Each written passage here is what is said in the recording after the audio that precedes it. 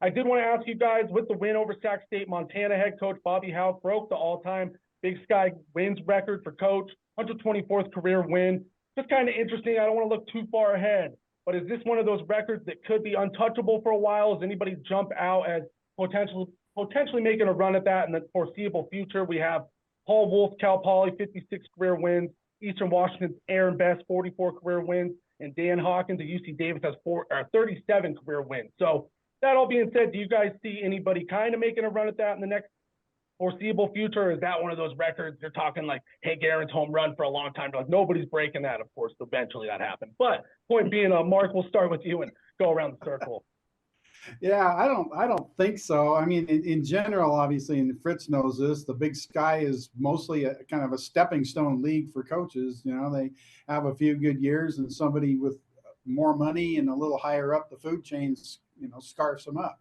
I mean, it happened to Mr. Hauck a few years ago, remember? And if he'd had a little better success there, we wouldn't be talking about this right now. So, the other ones that you listed, Paul Wolf, I don't know that, you know, he might stay around long enough to get close. I don't know how, you know, I don't know how many games they'll win at Cal Poly. You know, Aaron Best, kind of the same thing. I don't know about Hawkins, but I mean, I would say, you know, it's going to be pretty hard to get. I mean, that's quite a gap between 124 and 56. So I would say in general, I don't think anybody of the current coaches is going to come close to that. Yeah, I had a feeling we'd get an answer. Like, I don't think we even have a coach in the conference who will be the guy to make that run yet. But Fritz, what are your thoughts on this one? Just kind of an interesting achievement for Coach Hauck and kind of a testament to Montana football, I guess. Yeah, I kind of took a perfect situation for him. You know, two different tenures in Montana, winning a bunch of games on both sides of his stint at UNLV, and then as associate coach down at San Diego State. If I had to pick a dark horse, I'd say Coach Bruce Barnum over Portland State, because you know, they had a lot of turnover and he stayed there a while. It's kind of a case where maybe Jerome Sauer, it's sort of like Jerome Sauer's had at NU, where he's middle of the pack, occasionally a good team, back to the middle of the pack, and had some staying power at Flagstaff, and that's why Jerome got so many wins. He didn't get them all at once, that's for sure, but he stuck there a long time, and I think Bruce might have the staying power at Portland State. Paul Wolf's got to win at a bigger clip. You know, they're 3-6 right now. Can't do it 3 wins at a time. It's going to take him too long.